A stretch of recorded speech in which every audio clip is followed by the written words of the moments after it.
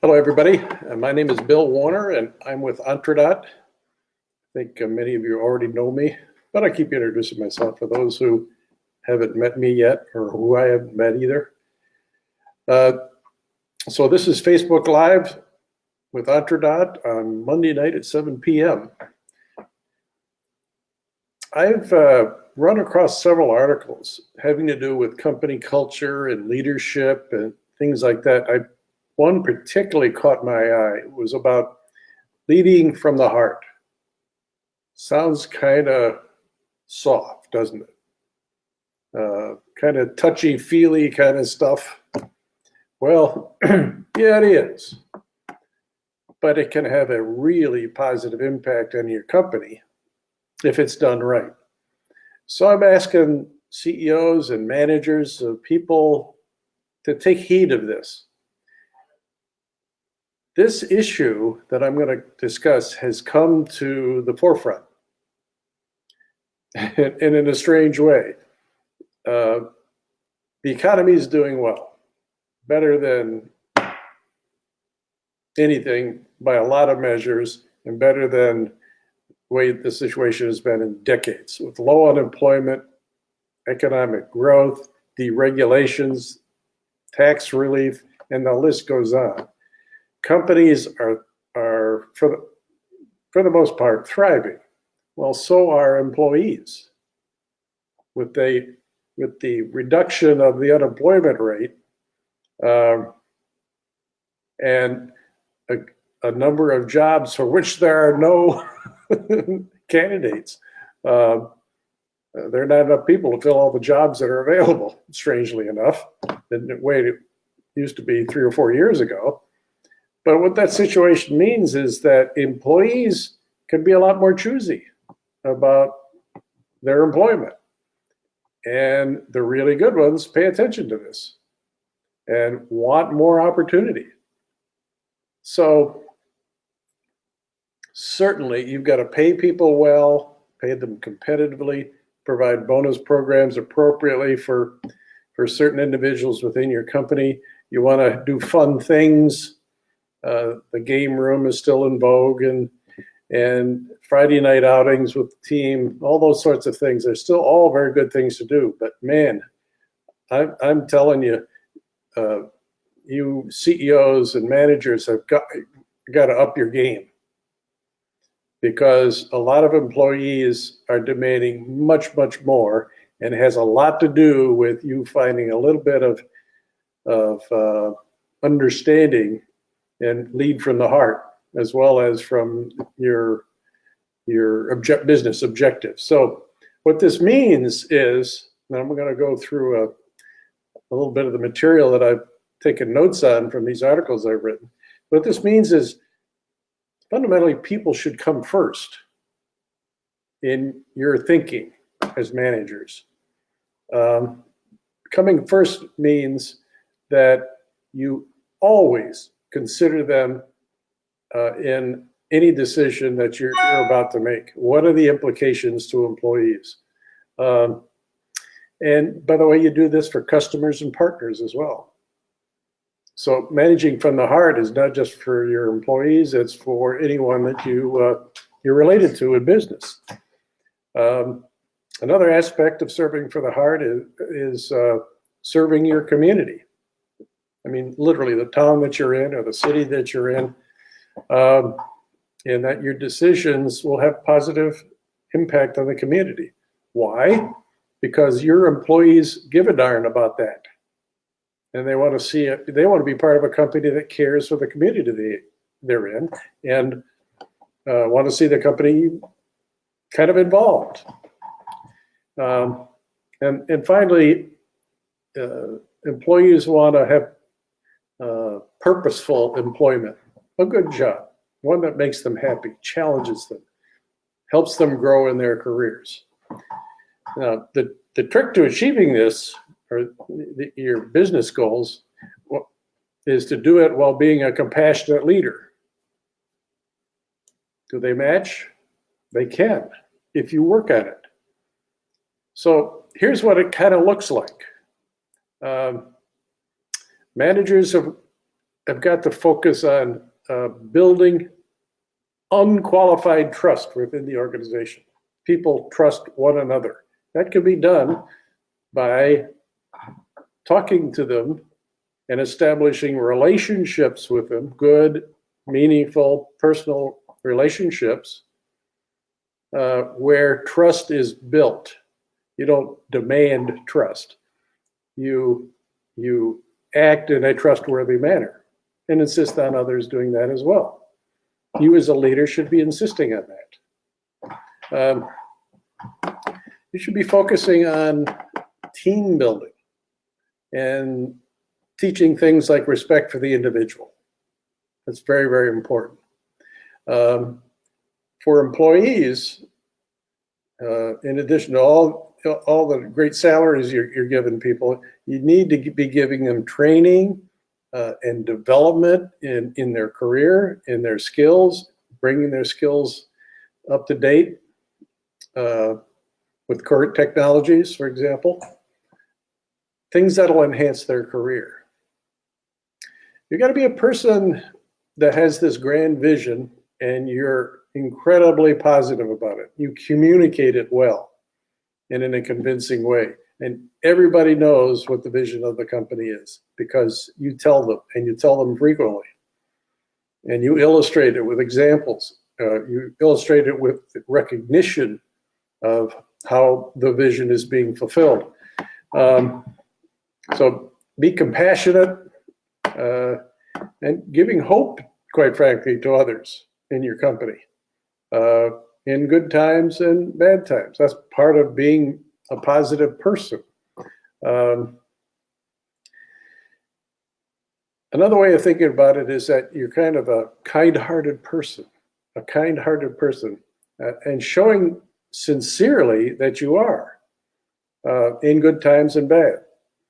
You should be able to talk to people when things aren't going right for them.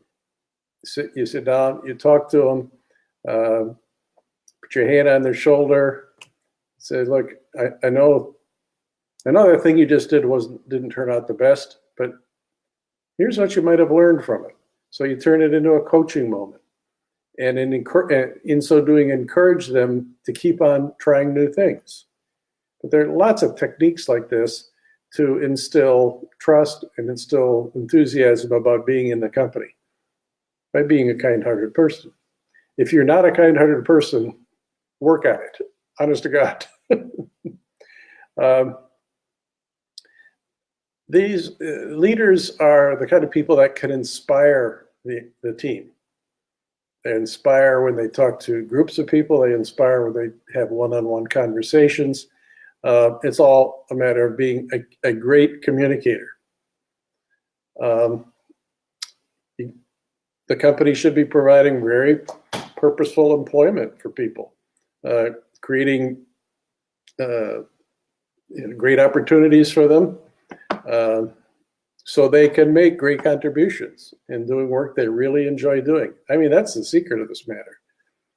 That if you have people that are happy in their job because you're giving them great work to do and opportunities to do new things they've never done before and learn by them, you're on the right track. So give them interesting and rewarding work, and that'll inspire your team as you inspire them. A good leader also, in leading from the heart, shares success of the company by acknowledging the contribution of all of the employees within the company. Giving recognition to those people who have had a big part of an accomplishment.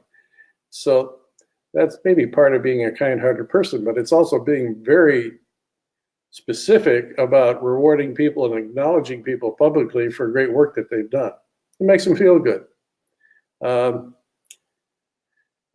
Invest in your employees' growth and advancement. I'm going to talk about how you can go about doing this, but it really comes down to spend money on their training and education for career enhancement purposes. Giving back to your community the community in which you live in, as I mentioned earlier,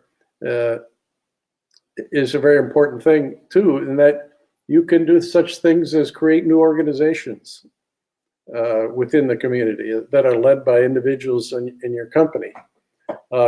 Letting your employees volunteer for helping local charities and local community enhancement programs of any kind. You could even go to the step of taking time off or giving them time off for community work. Don't take it too far, because they do have to get a job done. Other companies I've been in actually provide matching grants, where the employee actually provides money for a particular charitable cause, matched by your matching an employee's grant to that same organization.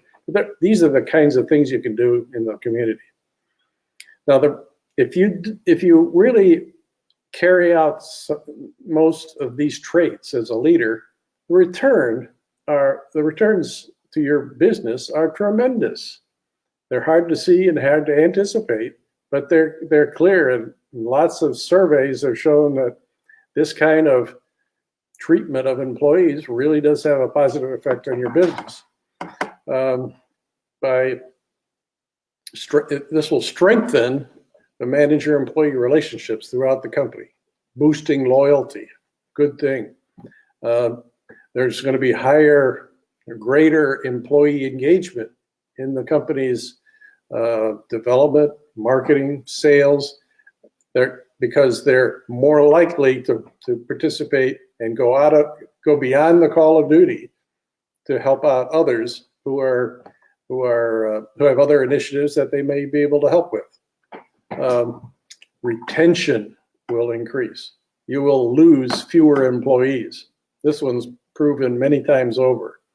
It will lower absenteeism. When people are out there looking for a job, they call in sick, that kind of thing. And you'll therefore get greater productivity. So the motivators for employees haven't changed since I was a manager, all the way back to my corporate and management days. Interesting work is at the top of the list, was and still is. Getting advancement and getting recognition.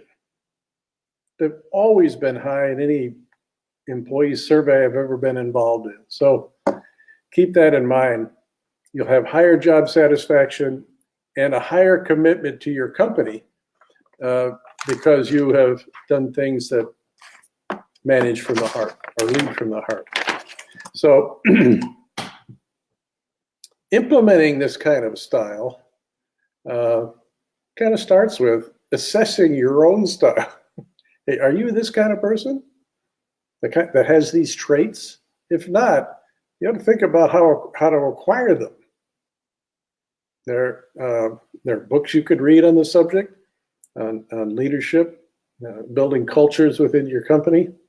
There are many leadership consultants that can advise you and guide you individually as well as your top management team.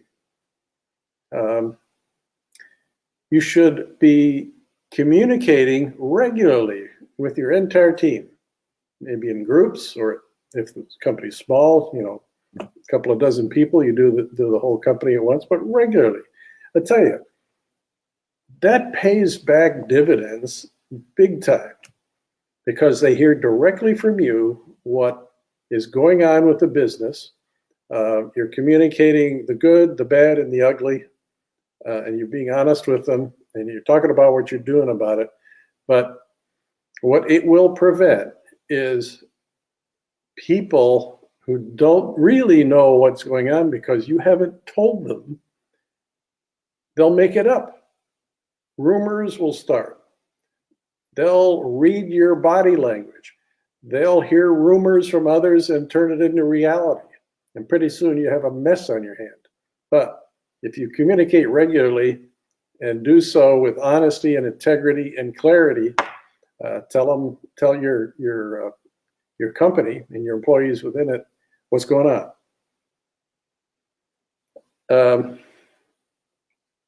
when you make decisions for the business, always consider the people impact of this decision that you're about to make. Don't make it without thinking about it. It may have no impact whatsoever. So consider it, but also consider the possible impact on the community. So since your company sits inside some town or city in America, your actions could have significant impact on the community, and they'll be concerned. You'll probably want to take actions to prevent miscommunication with members of the community. Invest in your employees. Literally create a budget for training. Yeah, I know. It's going to be the first thing that gets cut when expenses are slimmed and not. That may be true. But as a kind-hearted executive that you're going to be, put in some money for employee education, employee training, be specific about it. Give employees a chance to do things that they've not done before. New assignments, even short-term assignments where you've stretched their abilities into some new things. So invest in employees with dollars for training and education, but also invest in giving the best of the best opportunities to do things they've never done before that advance their career. Another thing that kind of goes with this leadership that's required is that you as a manager insist on respect for one another. And you can have meetings to discuss this and decide how you're going to do that. But if you have open communications done honestly, with good solid listening on everybody's part, you should be able to have an organization that has true unqualified respect for one another. And you as the top executive should have zero tolerance for anybody that breaches that kind of trust that you have in one another. So be strong about it. But the dividends will be that you have a bunch of people that respect one another, trust one another, and they're going to work as a team. Your productivity will go up accordingly. Now, back to the community, another thing you could consider implementing is matching grants and volunteer time off, like I said earlier, for your corporate responsibility to the community. But after all said and done, as a leader, if you're always positive, even through the thick and thin, mistakes and great things done, you encourage risk-taking, you encourage people to excel, you're going to have one exciting, powerful team. Encouraging them to be innovative in the process and to act on their instincts to excel in your business. So that's a little bit about leading from the heart. There's a lot to it. It has a lot to do with the development of your culture, but I'm here in this broadcast talking about the impact directly on employees and how you can really have a positive impact. So I see one question. In fact, it was just this question. How does this relate to developing a culture within your company? Well, it directly relates to it. When we build trust in one another and generous listening to one another and stand for each other, and have a culture like that, it very much has to do with leading from the heart and committing a certain kind of behavior to the whole team. So it goes kind of hand in hand. But look, I'm going to cut it off for this at this time. If you have other questions you'd like to have answered, I'd be glad to hear them. Contact me here on Facebook or simply contact me through our EntreDot website. I'd be glad to talk to you about how managing from the heart, leading from the heart, may be of help to you. Have a good evening. I've enjoyed talking to you this evening. Good night.